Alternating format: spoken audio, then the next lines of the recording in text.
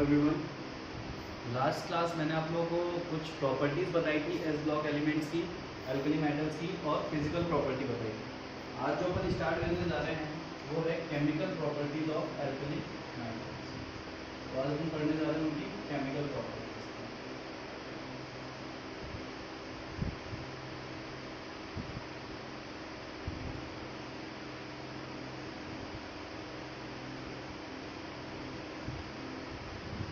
Chemical properties of alkali metals. तो chemical properties में जो हम सबसे पहली केमिकल प्रॉपर्टी पढ़ रहे हैं वो है रिएक्शन विथ एयर।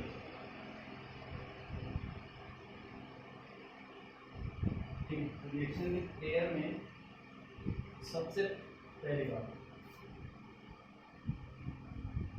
कि अल्कली मेटल्स जो होते हैं वो एयर के टुवर्ड्स बहुत ज़्यादा रिएक्टिव होते हैं।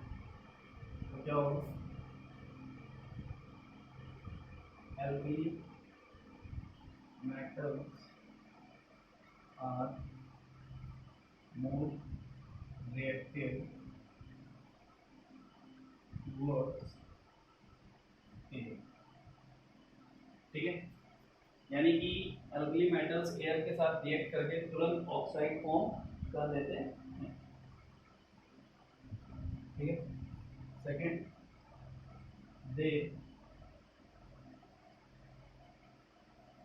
burn in oxide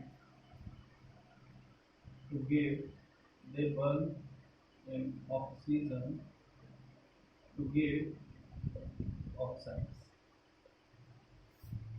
अब ये ज़्यादा रिएक्टिव होते हैं इसलिए इनको हम कैरोसिन में रखते हैं। Captain kerosene.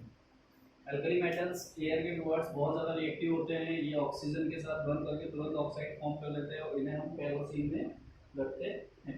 अब जैसे इसकी सिंपल सी रिएक्शन देखिए, तो अगर मैं बात करूँ एलआई की, एलआई की रिएक्शन अगर O2 से कराई जाए तो ये बनाता है Li2O, यानी कि मोनोऑक्साइड। ठीक, अगर मैं बात करूँ Na की रिएक्शन O2 के साथ तो ये बनाता है Na2O और Na2O। तो ये मोनोऑक्साइड, ये क्या है, पर ऑक्साइड। अगर ऑक्सीजन एक्सेस में लो तुम तो मेजर प्रोडक्ट तुम्हारा सोडियम पर ऑक्साइड होता है, और अगर एक्सेस में नहीं ले रहे हो तो सोडियम मोनोऑक्साइड फॉर्म करेगा। ठीक है, बाकी अगर आप सबकी बात करो पोटेशियम, रुबिडियम, सीजियम, तो ये ऑक्सीजन के साथ रिएक्ट करके बनाते हैं पर ऑक्साइड।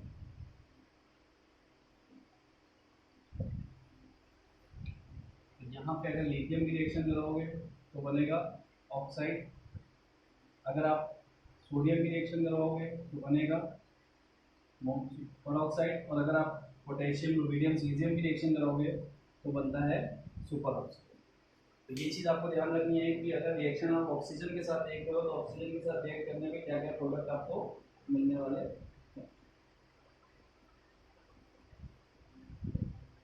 और ये जो आपका पोटेशियम पर ऑक्साइड बनता है ये आपका कलरफुल होता है। कौन सा कलर होता है, ऑरेंज। यहाँ पर कैसा कलरफुल होता है, ऑरेंज।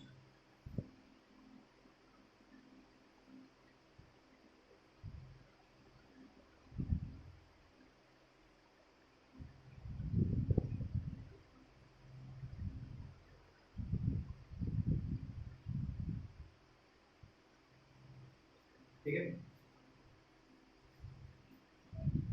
अब अगर मैं इनमें बात करूँ, मैं थोड़ा सा यहीं पे आपको डिफाइन करता हूँ। अगर मैं बात करूँ, मैं बात कर रहा हूँ एलआई और यानी कि लिथियम ऑक्साइड। तो देखो एलआई का साइज क्या होता है, स्मॉल होता है, और वो ऑक्सीजन का ऑक्साइड का साइज भी क्या होता है, स्मॉल। तो स्मॉलर साइज है इसलिए इनके बीच में अट्रैक्शन बहुत ज़्यादा होता है। अब बात की जाए सोडियम की, तो सोडियम का साइज थोड़ा सा बड़ा होता है, लिथियम से तो बड़ा होता है, और सुपर ऑक्साइड भी ऑक्साइड से ज़्यादा साइज कंटेन करता है। तो इनके बीच में भी बॉन्ड बन जाता है। बात की जाए पोटेशियम की, तो पोटेशियम का साइज इन तीनों में सबसे ज़्यादा बड़ा है और सुपर ऑक्साइड भी सबसे बड़ा साइज कंटेन करता है। तो ये चीज़ मैं क्यों बता रहा हूँ, क्योंकि larger size of cation stabilise larger size of anion. ये चीज़ हमेशा याद रखना, अगर कैटायन का साइज लार्जर है तो वो लार्जर साइज के एनायन को ही स्टेबलाइज करेगा। ठीक है, तो ये सिंपल सा फंडा है कि अगर आप एयर के साथ रिएक्शन करवाते हो तो Li जो है आपका लिथियम, वो दे देता है लिथियम मोनोऑक्साइड या लिथियम ऑक्साइड। सोडियम आपका अगर O2 आपने एक्सेस में लिया तो वो मेजर प्रोडक्ट देगा परऑक्साइड, और बाकी तीनों जो आपके हैं वो आपके बनाते हैं सुपर ऑक्साइड। बाकी तीनों जो आपके हैं वो बनाते हैं सुपर ऑक्साइड। ठीक है, तो ये थी आपकी पहली केमिकल प्रॉपर्टी जिसमें आपने बात की रिएक्शन विद एयर।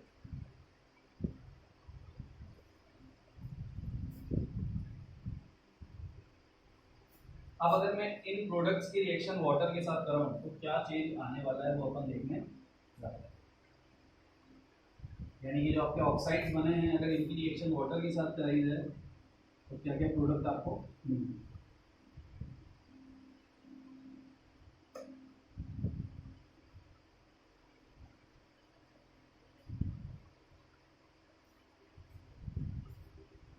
अगर बात की जाए पहले प्रोडक्ट की, Li2O प्लस H2, अगर रिएक्शन आप कराओगे तो ये देगा LiOH और यहाँ से लिबरेट होगी हाइड्रोजन गैस। अगर आप सोडियम पर ऑक्साइड की रिएक्शन H2O के साथ कराओगे तो ये भी फॉर्म करेगा बेस, लेकिन उसके साथ देगा आपको हाइड्रोजन पर ऑक्साइड। और अगर आप पोटेशियम की रिएक्शन वाटर के साथ कराओगे तो इसमें प्रोडक्ट फिर से चेंज हो जाता है कि KOH और H2O2 तो देता ही है, साथ में ऑक्सीजन गैस भी देता है। अब देखिए हमने तीनों ऑक्साइड लिए, तीनों ऑक्साइड की रिएक्शन वाटर के साथ करें। वाटर के साथ रिएक्शन कराने पे एक चीज तो कॉमन है कि तीनों ने हाइड्रोक्साइड फॉर्म किया, बेस फॉर्म किया। लेकिन अगर आप Li2O की रिएक्शन H2O के साथ करा रहे हो तो यहाँ पे सिर्फ हाइड्रोजन गैस लिबरेट हो गई। यानी सोडियम परऑक्साइड की करा रहे हो तो इसके साथ हाइड्रोजन परऑक्साइड फॉर्म हो रहा है। और अगर आप पोटेशियम सुपर ऑक्साइड की रिएक्शन वाटर के साथ करा रहे हो तो हाइड्रोजन परऑक्साइड के साथ साथ ऑक्सीजन गैस लिबरेट हो रहा है। ये ऑक्साइड की रिएक्शन विद वाटर।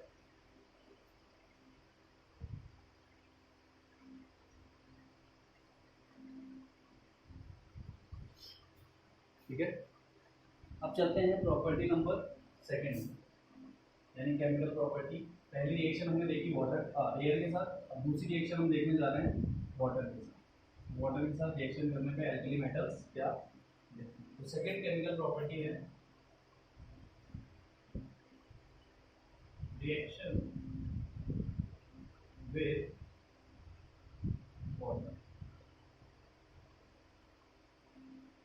तो आप सब जानते हो कि एल्कली मेटल्स की रिएक्शन अगर आप वाटर के साथ कराओगे तो वाटर के साथ रिएक्ट करके क्या फॉर्म करता है, बेस। तो इसका जनरल फॉर्म देखें तो जनरल फॉर्म क्या होगा, मेटल, यानी कौन सा metal, alkali metal react with H2O gives MOH, यानी हाइड्रोक्साइड देता है। हाइड्रोक्साइड के साथ यहाँ पे एक और प्रोडक्ट आपको मिलता है जो कि होती है हाइड्रोजन।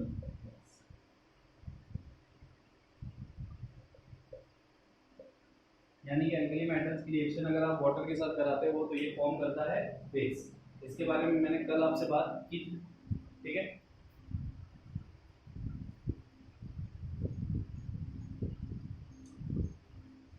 अब इसमें सीधी सी बात, अगर मैं बेसिक स्ट्रक्चर का ऑर्डर निकालूं तो मैं क्या लिखूंगा, डाउन द ग्रुप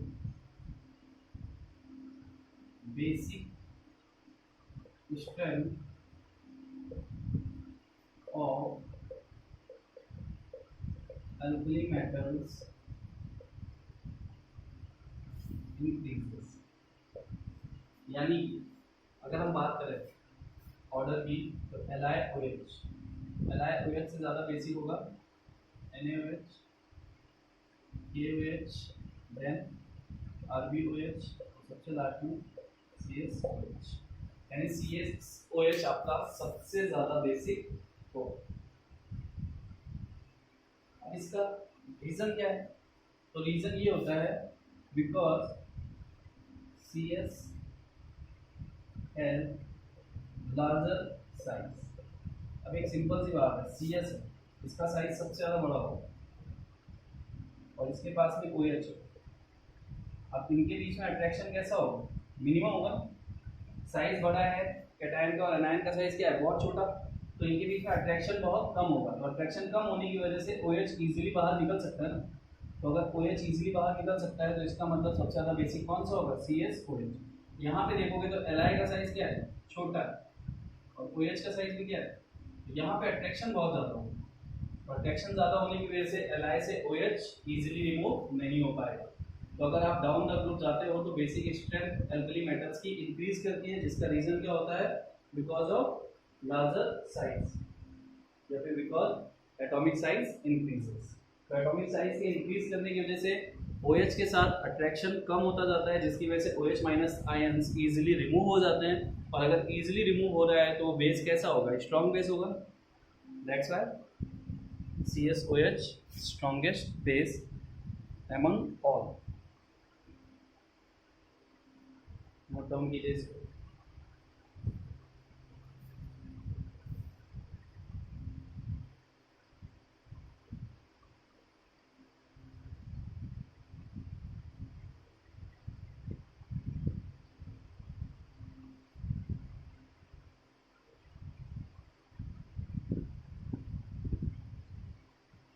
और यहाँ पे एक नोट लिखेंगे। नोट क्या लिखने वाले थे? देखिए, पूरे एल्कली मेटल्स में सबसे ज्यादा बिहेवियर जो अटपटा है वो है लिथियम। तो इसके रीजन बहुत सारे हैं जो मैं लास्ट में, इस क्लास के लास्ट में आपको सारे रीजन एक साथ दूंगा क्यों लिथियम हर कंडीशन पे बिल्कुल अलग बिहेवियर शो करता है। तो यहाँ पे पहला एक पॉइंट, एक नोट लगाइए।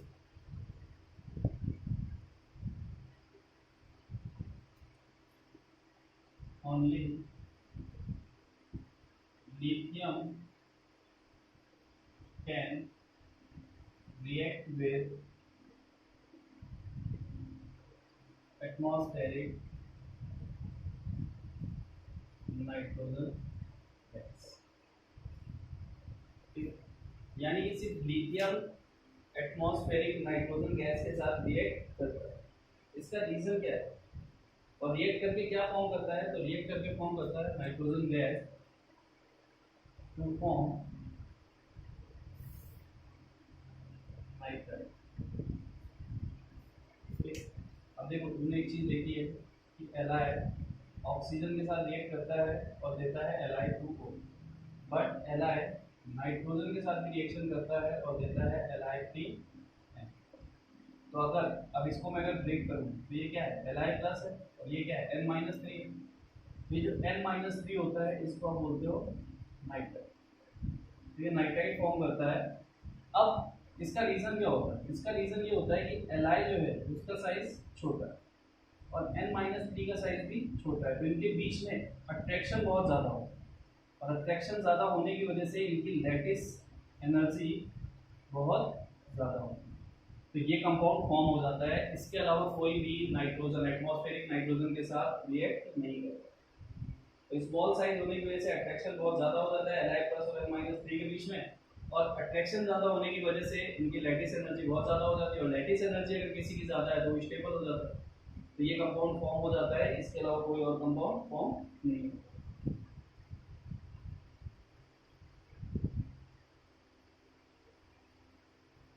ठीक है, तो ये एक इंपॉर्टेंट चीज़ है, इसको याद रखना। लिथियम के जितने भी एक्सेप्शनल बिहेवियर है, एनॉमलस बिहेवियर है, उन सबको आपको माइंड में रखना है, क्योंकि क्वेश्चन अगर आपसे पूछा जाएगा और एक्सेप्शन में पूछा जाएगा तो एल्कली मेटल्स में सबसे ज़्यादा एक्सेप्शन दिखाते हैं लिथियम। रीजन इसका पहला, सबसे पहला साइज बहुत छोटा है, दूसरा सबसे हार्ड होता है। ठीक है, तो ये इसके जो मोस्टली ये दो रीजन ऐसे होते हैं जिनकी वजह से इसकी प्रॉपर्टी बहुत ज़्यादा डिफरेंट होती है। चलते हैं थर्ड केमिकल प्रॉपर्टी की तरफ, रिएक्शन विद हाइड्रोजन।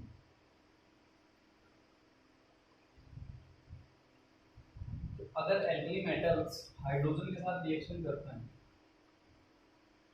तो ये फॉर्म करते हैं हाइड्राइड्स। हाइड्राइड्स का मतलब क्या होता है, H माइनस। अब देखो अल्कली मेटल्स हाइड्रोजन के साथ रिएक्ट करके हाइड्राइड्स दे रहे हैं, ठीक है। तो हाइड्राइड्स अगर वो दे रहे हैं तो वो एजेंट कौन से हो,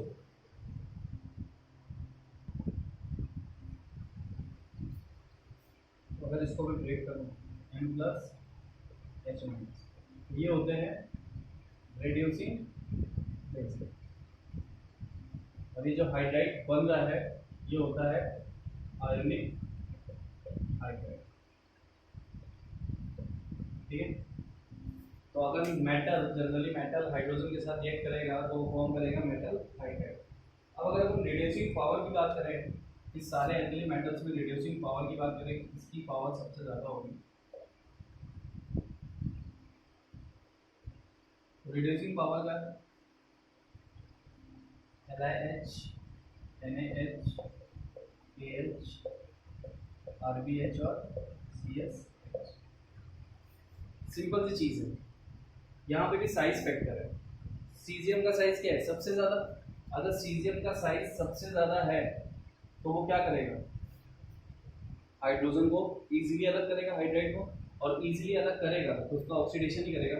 उसका ऑक्सीडेशन करेगा तो क्या बनेगा, रिड्यूसिंग एजेंट। क्योंकि रिमूवल ऑफ हाइड्रोजन क्या होता है, addition of hydrogen is reduction, removal of hydrogen is oxidation. जिसका ऑक्सीडेशन हो रहा है वो क्या होता है, रिड्यूसिंग एजेंट।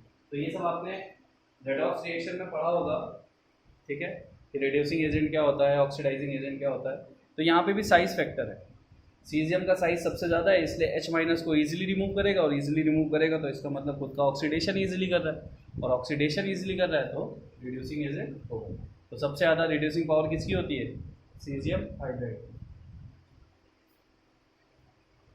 ठीक है।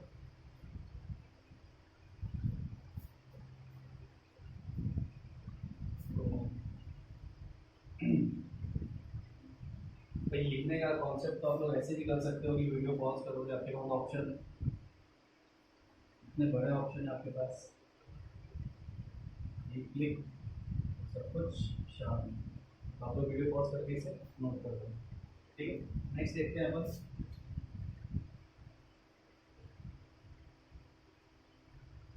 रिएक्शन विद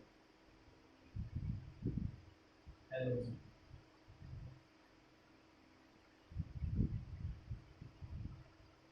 जनरल फॉर्म क्या होगा कि मेटल अगर हेलोजन के साथ रिएक्ट करेगा तो क्या फॉर्म करेगा, हैलाइड, ये फॉर्म करेगा।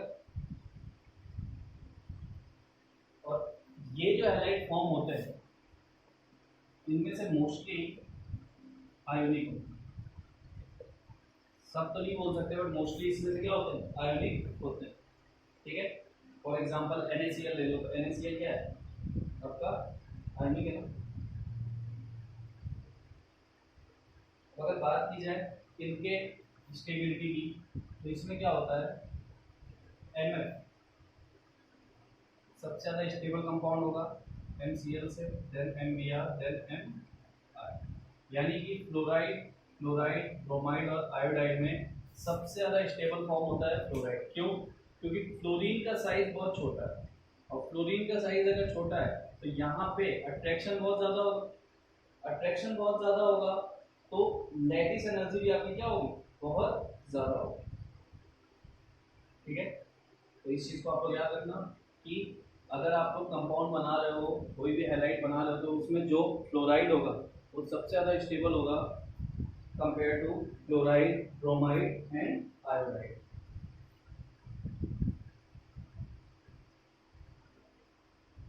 अब यहाँ पे अपन एक और नोट लगाएंगे, तो इसमें जो इम्पोर्टेंट नोट है इन्हीं को आपको पढ़ना है, बाकी चीज़ें तो क्या है, नॉर्मल है,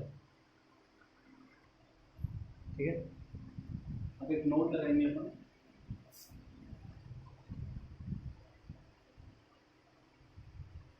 इसमें कोई एक्सेप्शन वगैरह नहीं है। नोट क्या है,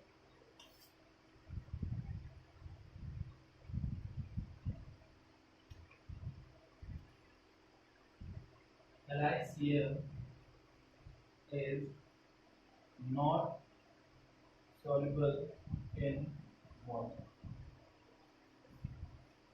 because of its high covalent character। अब आप सब जानते हो कि अगर आपको वाटर में किसी कंपाउंड को सॉल्युबल करना है तो generally ionic compound water soluble होते हैं, आयनिक कंपाउंड इजीली वाटर में सॉल्युबल होते हैं। लेकिन बात की जाए किसकी, LiCl की, तो LiCl आपका वाटर सॉल्युबल नहीं होता। क्यों? क्योंकि इसके पास कोवेलेंट कैरेक्टर बहुत ज़्यादा होता है। कैसे? अगर मैं बात करूँ तो देखो Li प्लस का साइज कैसा है, स्मॉलर साइज। सो पोलराइजिंग पावर इसकी क्या होगा, बहुत ज़्यादा। ये सब आपने केमिकल बॉन्डिंग में पढ़ा होगा।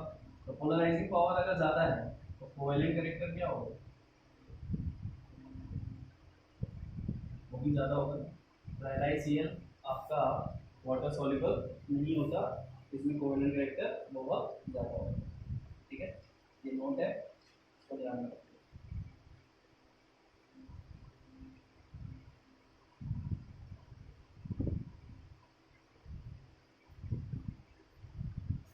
तो ये था note number 1। Note number 2, if we take LiCl into atmosphere, it converts into LiCl.2H। यानी कि अगर तुमने LiCl को एटमॉस्फेयर में लिया, सिर्फ LiCl और किसी की बात नहीं करो, तो ये क्या करेगा, ये कंपाउंड फॉर्म कर लेता है, ये क्रिस्टल को वाटर क्रिस्टल के फॉर्म में आ जाता है LiCl.2H2। ठीक है, जिसे आप क्या बोलते हो, इसे आप बोलते हो डेलिक्यूशन कंपाउंड। इसे आप क्या बोलते हो, डेलिक्यूशन कंपाउंड। डेलिक्यूशन का मतलब क्या होता है, द सब्सटेंसेस विच, यानी इसका मतलब क्या होता है, the substances which absorb moisture are called deliquescent compound। यानी कि वो कंपाउंड जो मॉइस्चर में एयर में रखा जाए और मॉइस्चर को एब्जॉर्ब कर ले, तो उसे आप क्या बोलते हो, डेलिक्यूशन कंपाउंड। इसका मतलब LiCl डेलिक्यूशन कंपाउंड फॉर्म करता है। यानी जैसे आप इसे एटमॉस्फेयर में रखोगे, ये वाटर यानी कि वहां से एटमॉस्फेयर से क्या करेगा, मॉइस्चर को एब्जॉर्ब करेगा और कंपाउंड फॉर्म कर लेगा। इसके अलावा कोई और ऐसा नहीं करता। ठीक है, तो ये दो इंपॉर्टेंट नोट है, इनको नोट डाउन कीजिए।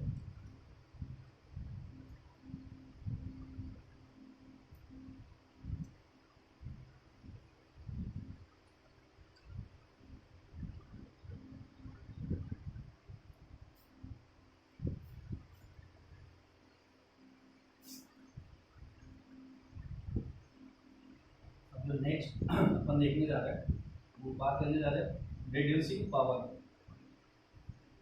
तो यहाँ पे जो कॉन्सेप्ट मैं समझाने जा रहा हूँ उसे थोड़ा सा ध्यान से देखना, क्योंकि वो कॉन्सेप्ट आपके 12th के चैप्टर से थोड़ा सा मिलता जुलता है। तो मैंने शायद इसी एक बैच को तो पढ़ाया था, इलेक्ट्रोकेमिस्ट्री के standard reduction potential, oxidation potential क्या होता है, ये सब EMF ऑफ द सेल वगैरह, ये सब मैंने पढ़ाया था एक बैच को, मे बी जेई बैच को।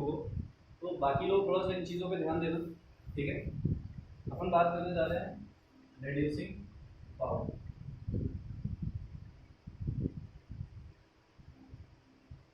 या फिर रिड्यूसिंग नेचर। तो रिड्यूसिंग नेचर या फिर किसी नेचर ही करो, पावर मतलब रिड्यूसिंग नेचर। अब रिड्यूसिंग नेचर का मतलब क्या होता है, रिड्यूसिंग नेचर का मतलब होता है जो खुद का ऑक्सीडेशन करे और दूसरे को रिड्यूस करे। It can reduce others but itself oxidise. जो खुद का ऑक्सीडेशन करके दूसरों को रिड्यूस करता है उसे आप क्या बोलते हैं? Reducing power, reducing nature. ठीक है। अब जैसे बात की जाए मेटल्स की, एल्कली मेटल्स की। एल्कली मेटल्स को अगर अपन देखें तो एल्कली मेटल्स किस फॉर्म में आएंगे? M+E-। इनकी आयनाइजेशन एनर्जी क्या होती है? बहुत कम होती है। आयनाइजेशन एनर्जी कम होती है, इसलिए ऑक्सीडेशन क्या होता है? इजीली हो जाता है। तो ये अपन ने कल देखा था।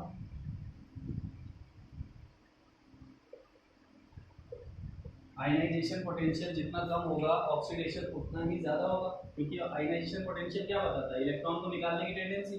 और अगर इलेक्ट्रॉन को निकालने की टेंडेंसी के लिए तुम्हें ज़्यादा एनर्जी देनी ही नहीं पड़ रही तो ऑक्सीडेशन तो इजीली हो ही जाए ना, वहाँ पर कुछ सोचने वाली जरूरत नहीं है।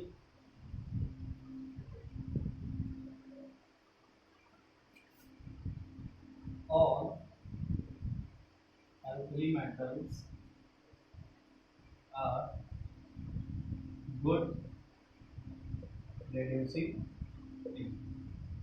जितने भी एल्कली मेटल्स होते हैं वो सब क्या होते हैं? Good reducing agent. अब एक चीज़ ध्यान रखिए, एक चीज़ क्या देखनी है मुझे कि अगर हम बात करें पीरियोडिक टेबल के हिसाब से तो लेफ्ट टू राइट का कोई सीम अपना है ही। अपना क्या है? Top to bottom.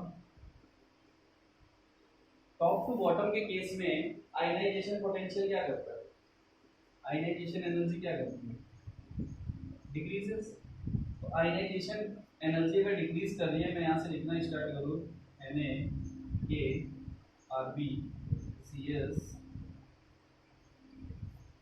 ठीक है। अगर मैं इसको लिख रहा हूँ तो सबसे ज़्यादा आयनाइजेशन पोटेंशियल किसका कम होना चाहिए? सीजियम का।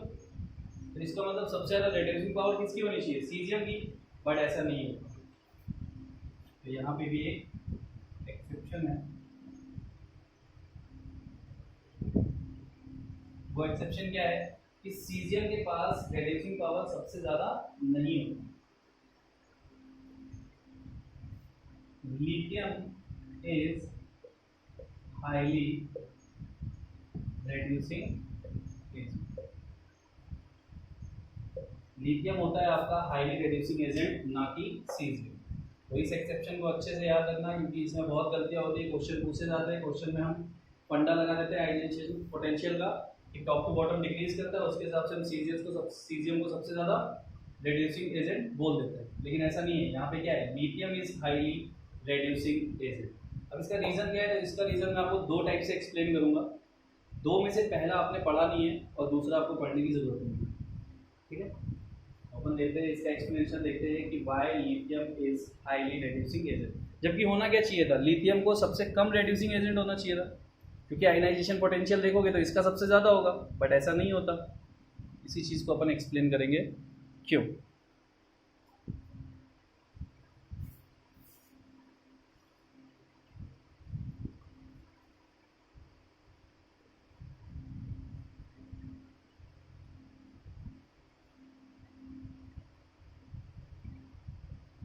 देखिए यहाँ तक जितनी भी चीज़ें मैंने आपको बताई उन सब में से एक तो एक्सेप्शन आए हैं, अभी तक ज़्यादा तो आए नहीं। तो आप उनको अच्छे से ऑब्जर्व करो।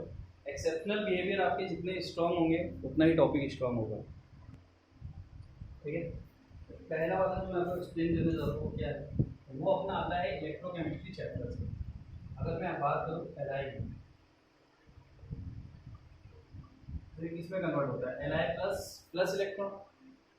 अगर आप लिथियम की बात करो तो लिथियम का स्टैंडर्ड रिडक्शन पोटेंशियल क्या होता है? मिनिमम। और स्टैंडर्ड ऑक्सीडेशन पोटेंशियल क्या होता है? मैक्सिमम होता है। तो जिसका ऑक्सीडेशन पोटेंशियल ज़्यादा उसमें ऑक्सीडेशन करने की टेंडेंसी भी ज़्यादा है। तो ये चीज़ें आप लोग को आगे अभी इलेक्ट्रोकेमिस्ट्री जब आएगा तो आप पढ़ोगे। ठीक है। तो एसओपी स्टैंडर्ड ऑक्सीडेशन पोटेंशियल ज़्यादा तो ऑक्सीडेशन करने की टेंडेंसी भी ज़्यादा। That's why reducing power is already मोर। तो स्टैंडर्ड ऑक्सीडेशन पोटेंशियल ये सब देखो एक प्रैक्टिकल डाटा है, या आपको एक लिस्ट मिलती है वहाँ से आपको क्लियर हो जाता है तो ये जितना ज़्यादा होगा वो उतना ज़्यादा ऑक्सीडेशन करेगा, SRP जितना ज़्यादा होगा वो उतना ज़्यादा रिडक्शन करेगा। तो ये वैल्यूज डिफाइन करती है, यानी सबके लिए अलग अलग होती है।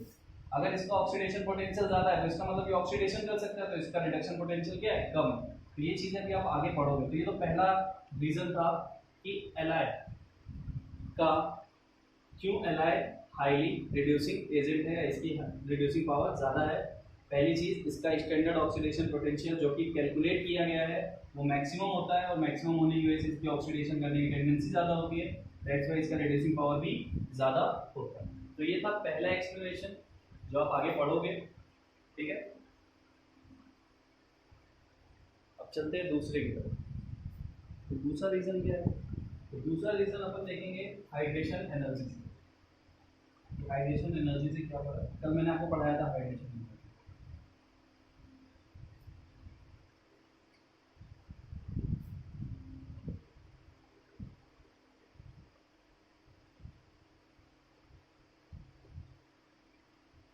ठीक है, अगर हमें Li सॉलिड से Li प्लस एक्वस तक कन्वर्ट करना है तो देखो इसके लिए प्रोसेस क्या क्या हो सकती है।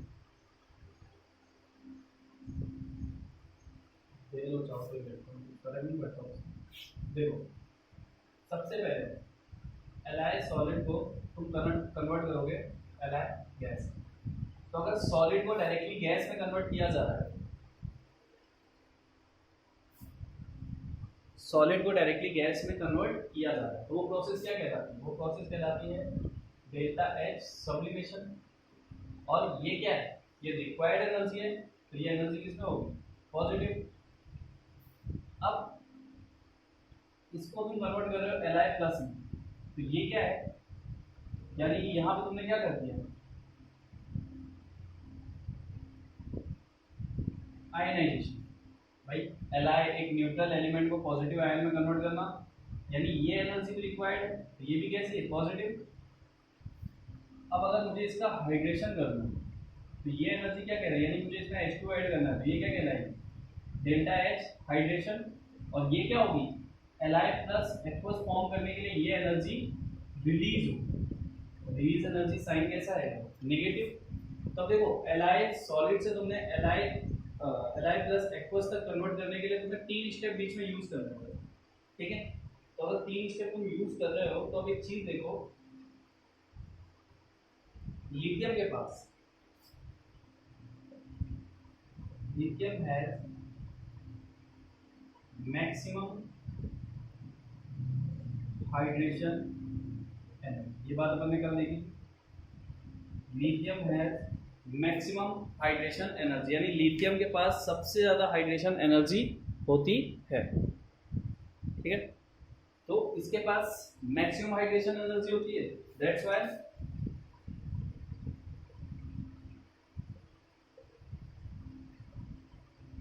ये क्या करेगा? ये मैक्सिमम एनर्जी रिलीज करेगा, यानी जो वैल्यू है, ये एनर्जी है जो रिलीज हो रही है, ये क्या होगी? मैक्सिमम। और अगर मैक्सिमम एनर्जी को रिलीज करेगा तो इसका क्या होगा? मैक्सिमम एनर्जी, ठीक है, release maximum energy, that's why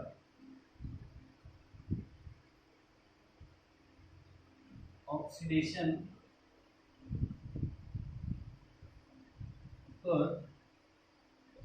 easy. तो ऑक्सीडेशन अगर इजीली हो रहा है तो क्या होगा?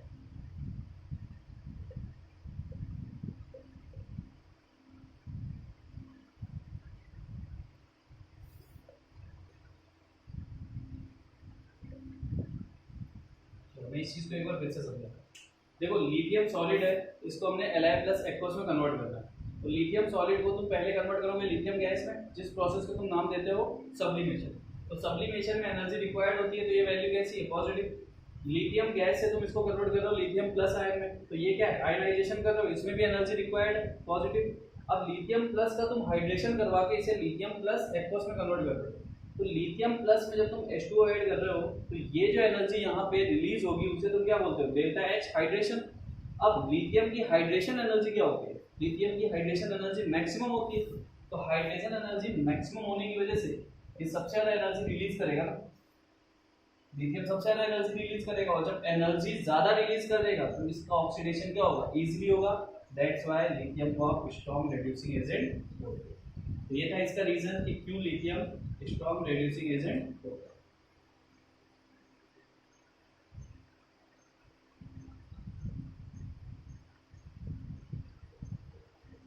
ठीक है, नोट डाउन कीजिए इसको।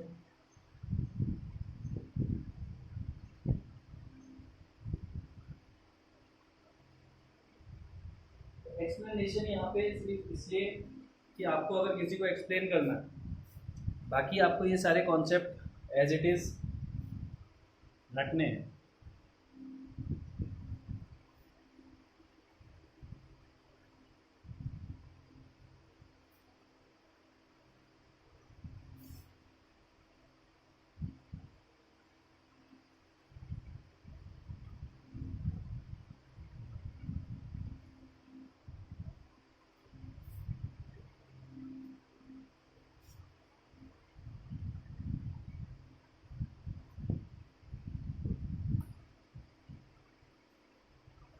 लिथियम के ही सबसे ज्यादा बिहेवियर आपको अटपटे से मिलेंगे, बाकी सबके नॉर्मल बिहेवियर है जो बाकी सब कर रहे हैं वो सब एक साथ करते हैं, लेकिन लिथियम कुछ अलग ही डायरेक्शन में रहता है। ठीक है, नेक्स्ट अपन देखने जा रहे हैं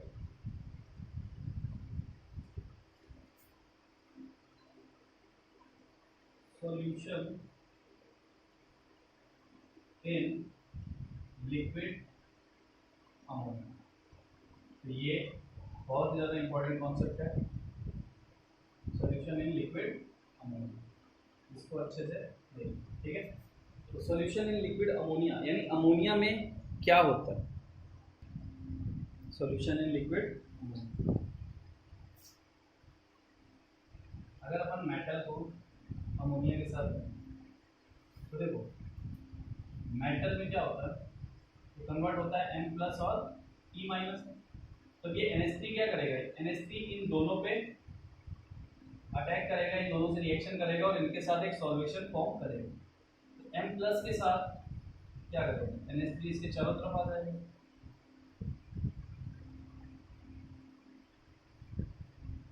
और सेम एज वो इलेक्ट्रॉन के साथ भी करेगा, इलेक्ट्रॉन के भी चारों तरफ अमोनिया आ जाएगा। तो ये जो प्रोसेस हो रही है इसको तुम नाम देते हो सॉल्वेशन, यानी ये क्या हो रहा है, solvation of ammonia into metal.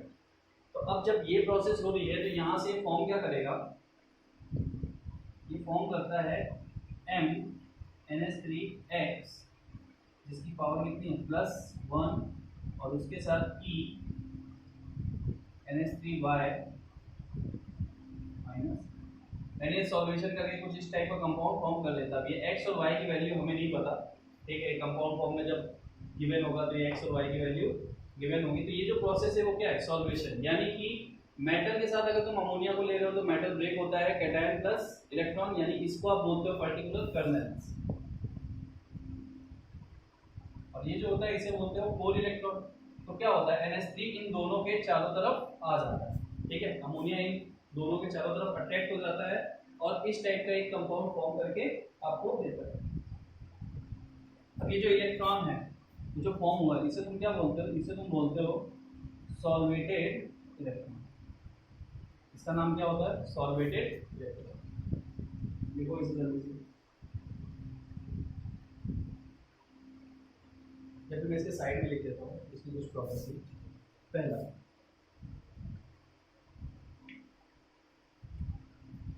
It is colourful, ठीक है, कौन सा कलर आता है, ब्लू।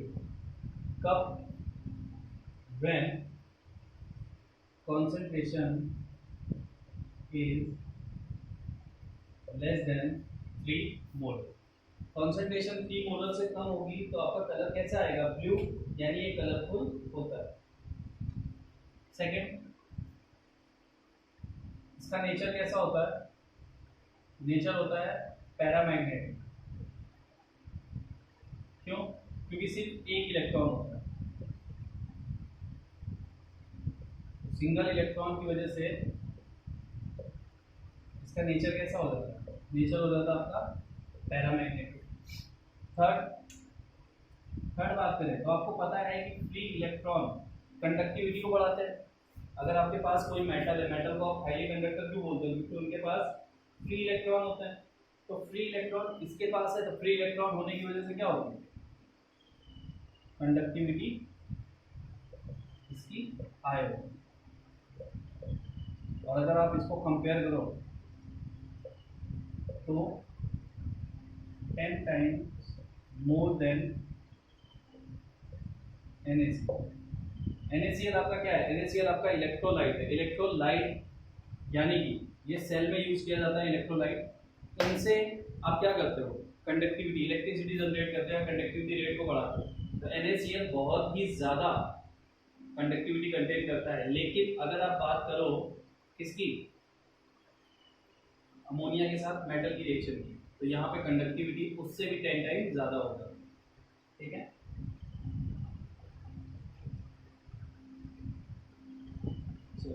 थोड़ा सा मैं रफ कर देता, नोट डाउन कर लो इसको, ये वाला पार्ट, तो मैं उसके आगे कंटिन्यू करता। जल्दी से नोट कर दो।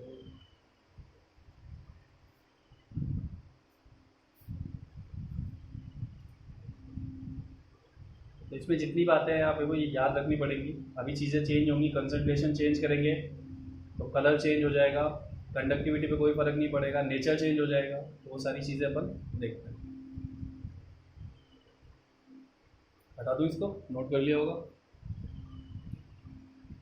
तो ये जो सॉल्वेशन हो रहा है ना, यही इंपॉर्टेंट बात है। यानी मेटल ब्रेक हो जाता है और ये NH3 दोनों पे आके दोनों से रिएक्ट करता है, दोनों के चारों तरफ आ जाता है। और जिस प्रोसेस को आप नाम देते हो सॉल्वेशन, वहाँ से कुछ इस टाइप का कंपाउंड मिलता है। एक्स और वाई का नंबर कुछ भी हो सकता है, ये हमें पता नहीं है, ठीक है, इसलिए हमने इसको एक्स और वाई के फॉर्म में लिया है। बट इस टाइप का कंपाउंड ये फॉर्म करता है। और ये जो इलेक्ट्रॉन होते हैं जिनके चारों तरफ NH3 आ जाता है, वो होते हैं सॉल्वेटेड इलेक्ट्रॉन। ये कलरफुल होता है। कलर कैसा होता है? Blue colour. लेकिन कब? जब कंसेंट्रेशन 3 मोलर से कम हो। सेकेंड चीज क्या है कि इसका नेचर कैसा होता है? पैरामैग्नेटिक। पैरामैग्नेटिक नेचर होने का मतलब क्या होता है? क्योंकि इसके पास सिंगल इलेक्ट्रॉन होता है। और थर्ड, कंडक्टिविटी बहुत ज़्यादा हाई होती है। ठीक है, फोर्थ पॉइंट अपन लिखेंगे,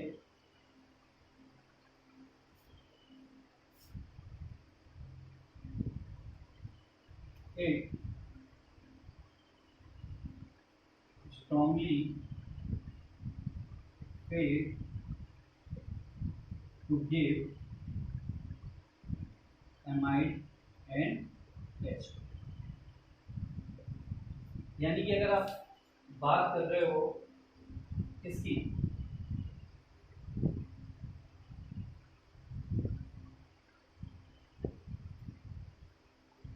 ठीक, अब बात कर रहे हो किसकी? जो भी हमने कंपाउंड देखा मेटल का, NH3X। अब ये क्या करता है? ये इलेक्ट्रॉन लेके कन्वर्ट होना स्टार्ट कर देता है। कन्वर्ट किस में होना स्टार्ट कर देता है? एमाइड में, NH2, और उसके साथ साथ हाइड्रोजन गैस निकालने लगता है। तो ये इसकी एक प्रॉपर्टी है कि आपका जो अमोनिया मेटल के साथ रिएक्ट करके जो कंपाउंड फॉर्म करता है, जो सॉल्वेशन फॉर्म करता है, वो इलेक्ट्रॉन को रिसीव करके एमाइड में कन्वर्ट होना स्टार्ट कर देता है और उसके साथ साथ हाइड्रोजन गैस लिबरेट करता है।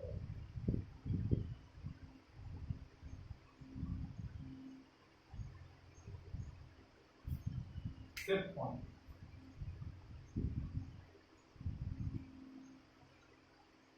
if concentration is greater than 3 molar, then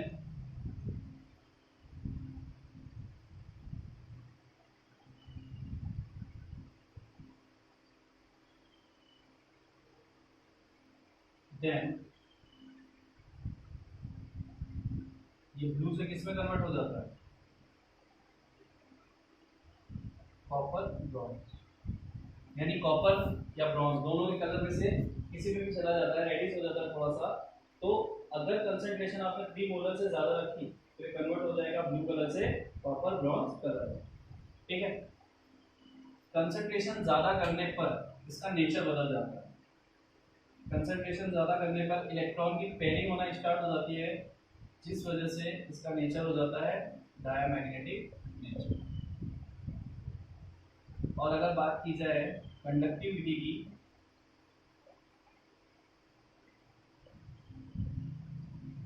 तो conductivity is almost same as, तो कंडक्टिविटी इसकी सेम हो जाती है मेटल्स की तरह, ठीक है, यानी कंडक्टिविटी पे कोई ज़्यादा इफेक्ट नहीं पड़ता और मेटल्स की तरह इसकी कंडक्टिविटी एज इट इज हो जाती है। फॉर एग्जांपल अगर मैं एग्जांपल ले लूँ तो यहाँ पे मर्क्यूरी का एग्जांपल, यानी मर्क्यूरी की जो कंडक्टिविटी है उसी के इक्वल इस कंडीशन पे भी कंडक्टिविटी हो जाती है जब कंसंट्रेशन 3 मोलर से आप ज़्यादा लेते हो, ठीक है। तो ये थी आपकी सॉल्यूशन इन लिक्विड अमोनिया की कुछ इंपॉर्टेंट बातें, जल्दी से नोट डाउन कीजिए। चलते हैं अपन आगे।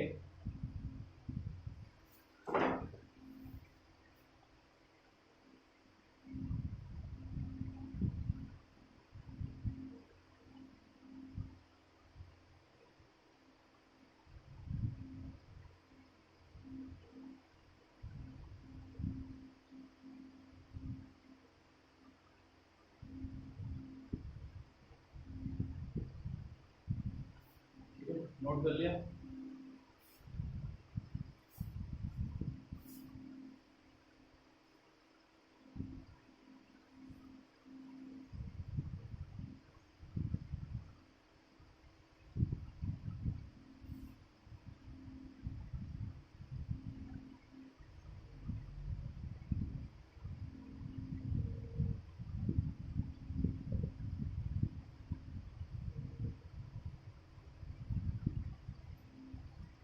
अपन देखने जा रहे हैं reaction with carbon.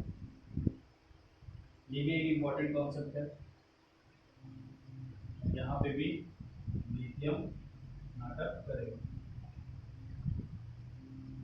Reaction with carbon, तो सबसे पहली चीज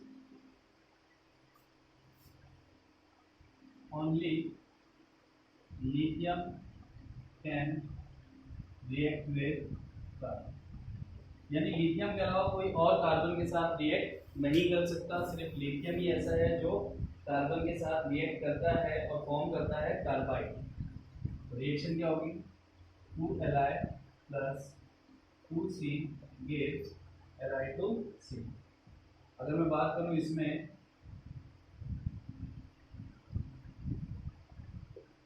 तो सिर्फ लिथियम ऐसा है जो कार्बन के साथ रिएक्ट करता है, और अगर C2 है तो इसको आप बोलते हो कार्बाइड।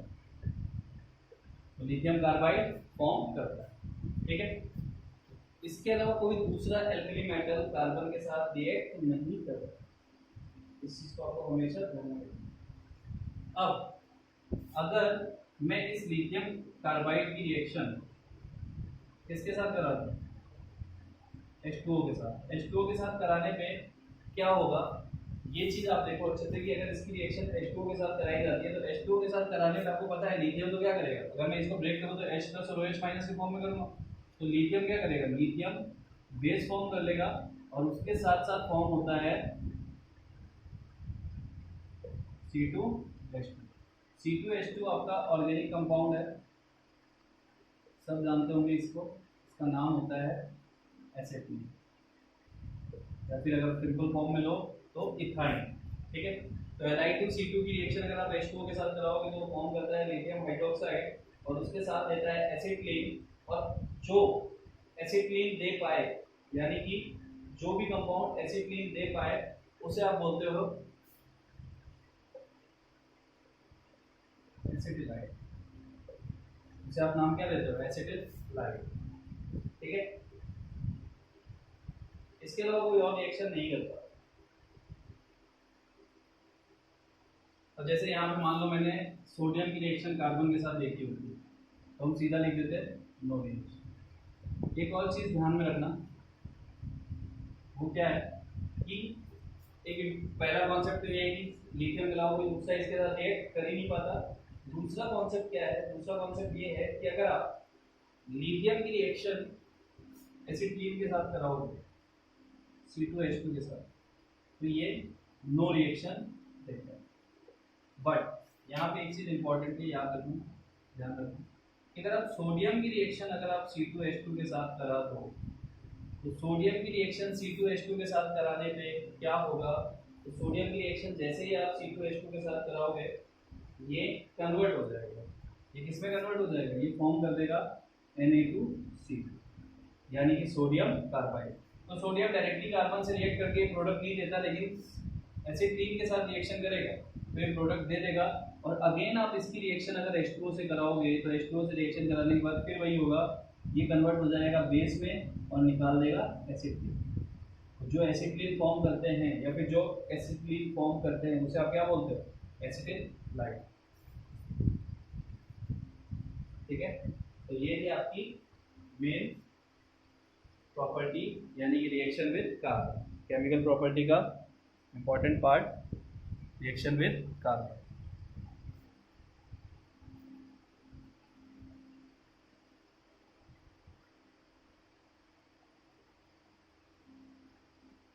ठीक है,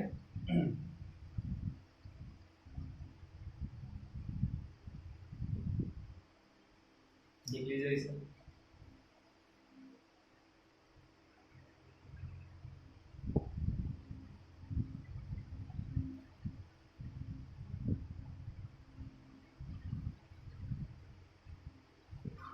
ये चीज याद रखना कि लिथियम सिर्फ कार्बन के साथ डायरेक्टली रिएक्शन करता है और रिएक्शन करके बनाता है लिथियम कार्बाइड। लिथियम कार्बाइड की रिएक्शन आप H2O के साथ कराते हो तो वहां से बेस और एसिटिलीन फॉर्म होता है।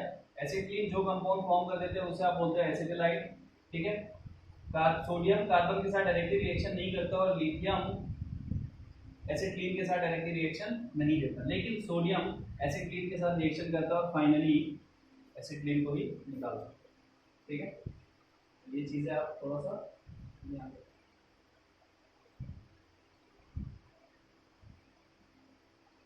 तो अपन चलते हैं आज के लास्ट टॉपिक की तरफ कि लिथियम का इतना एक्सेप्शनल बिहेवियर क्यों। ठीक है, लिथियम के सारे एनॉमलस बिहेवियर अपन देखते हैं।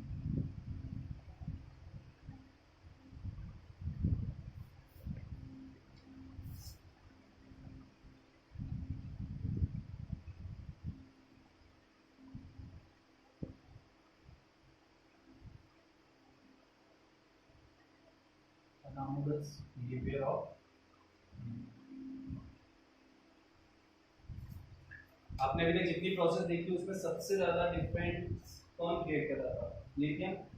तो लिथियम का इतना बिहेवियर चेंज क्यों होता है वो अपन देखने जा रहे हैं। तो सबसे पहली चीज आप सब जानते हो, lithium is smallest in size. तो लिथियम का साइज सबसे छोटा है, ये सबसे ज्यादा इंपॉर्टेंट रीजन होता है इसके एनॉमलस बिहेवियर के लिए। इसका साइज सबसे छोटा होने की वजह से मैक्सिमम चीजें होती हैं। ठीक है,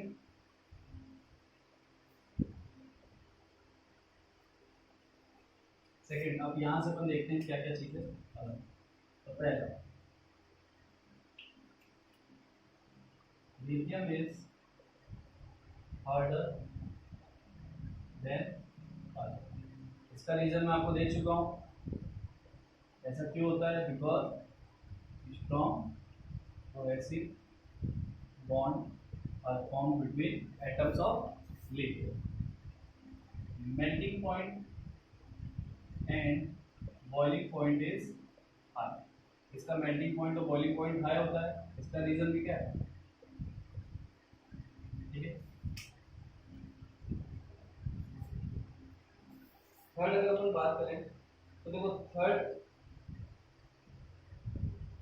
की बात करो, थर्ड मैंने क्या बताया था, only lithium can react with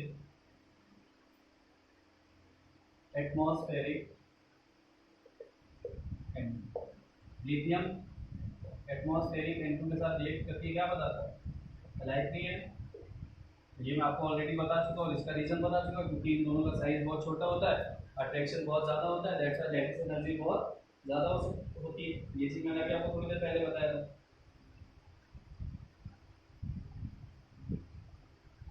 अब अगर तुम इस Li3n की रिएक्शन इसके साथ करा दो H2O के साथ, तो देखो H2O में दो टाइप की चीजें होती है, H प्लस और OH माइनस। यहाँ से साफ साफ दिख रहा है कि लिथियम इसको ले लेगा तो क्या फॉर्म हो जाएगा LiOH, और उसके साथ साथ निकल जाएगी अमोनिया गैस।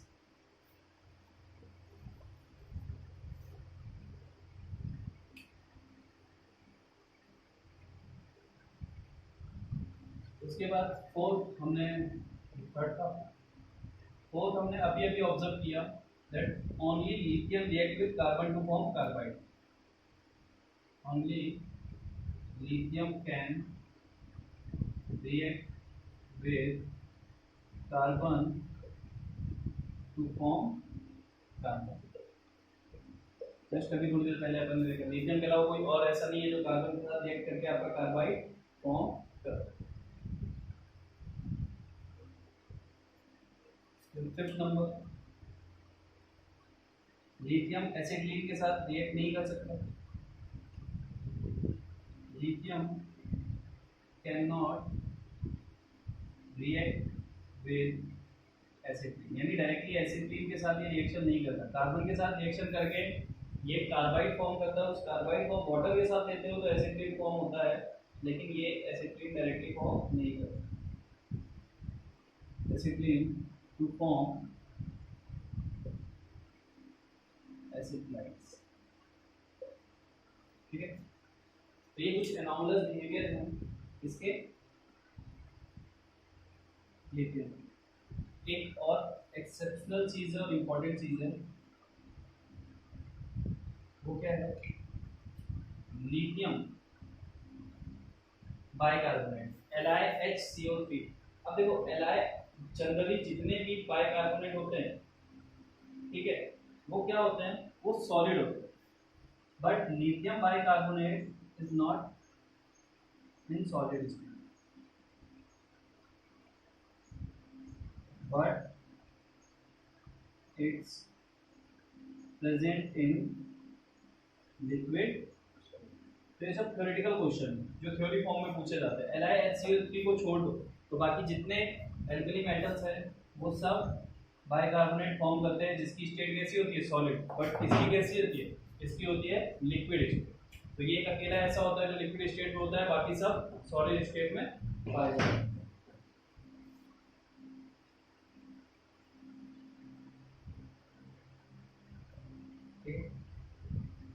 जल्दी से लिख लीजिए, इसको रख करके 2-3 पॉइंट और बताने हैं तो बता देता।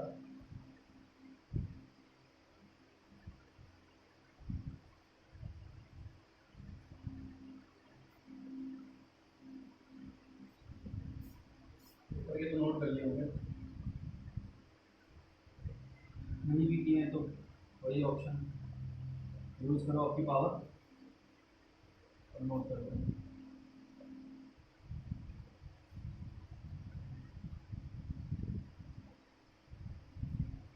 अब यहाँ तक हो गया एक्सेप्शनल बिहेवियर। अब इसी में एक दो पॉइंट मैं और ऐड कर देता जो कि लिथियम का पर्टिकुलर नहीं है। मेटल कार्बोनेट M2CO3,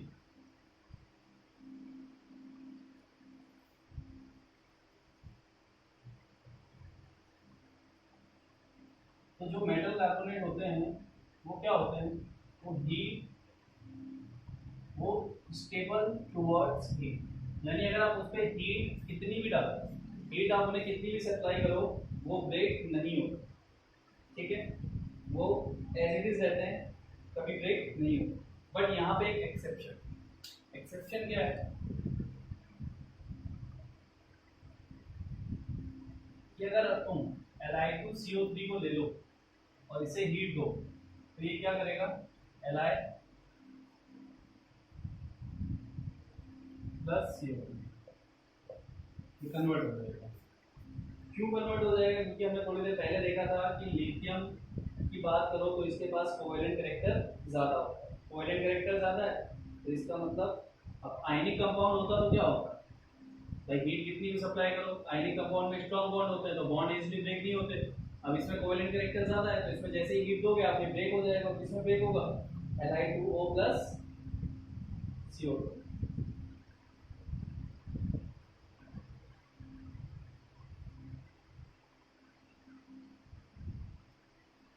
एक और एक्सेप्शन है, वो भी देख लो इसका। जनरली आप अगर मेटल नाइट्रेट लेते हो, NO3 मतलब नाइट्रेट, ठीक है, जनरली आप मेटल नाइट्रेट लेते हो और उसे हीट करते हो तो वो कन्वर्ट होता है नाइट्राइट में। यानी अगर आप इसे हीट करोगे तो कन्वर्ट होना चाहिए था नाइट्राइट में और उसके साथ ऑक्सीजन गैस रिलीज होनी चाहिए थी। तो ये सबके साथ जनरली वैसे ही होना चाहिए था कि नाइट्रेट कन्वर्ट होता है नाइट्राइट, ठीक है। नाइट्रेट किस में कन्वर्ट होता है? नाइट्राइट में। ये होता है NO2 माइनस, NO2 माइनस मतलब नाइट्राइट और NO3 माइनस मतलब नाइट्राइट। जैसे मैं ले लूँ NaNO3, इसको मैं हीट दूंगा तो ये कन्वर्ट होगा NaNO2 plus half O2 gas. But यहाँ पे भी एक एक्सेप्शन है, वो क्या है? अगेन अपना लिथियम। अगर लिथियम को तुम हीट दो तो वो LiNO2 फॉर्म नहीं करता। LiNO2 की जगह फॉर्म करता है अपना मोनोऑक्साइड, उसके साथ फॉर्म करता है NO2 और उसके साथ आपका देता है ऑक्सीजन गैस, ठीक है। तो ये इसकी प्रोसेस होती है, यानी कि और ये जो NO2 गैस फॉर्म करता है इसका कलर होता है। तो ये था लिथियम का एक्सेप्शनल बिहेवियर, एनॉमलस बिहेवियर, जो अभी तक अपन ने देखा सारे प्रोसेस में। उसने क्या किया? एक्सेप्शंस दिखाए। यहाँ पे भी देखो उसने क्या किया, कार्बोनेटेड गैस में उसने मोनोऑक्साइड, जबकि बाकी ब्रेक नहीं होते। नाइट्रेट की गैस में लोग नाइट्राइट देते हैं, लेकिन वो क्या दे रहा है? वो अपना मोनोऑक्साइड दे रहा है, उसके साथ साथ NO2 गैस निकाल रहा है जिसका कलर ब्राउन है। तो ये थी लिथियम की एनॉमलस बिहेवियर, तो नोट डाउन कर लीजिएगा। और आज का लेक्चर यही था। Thank you.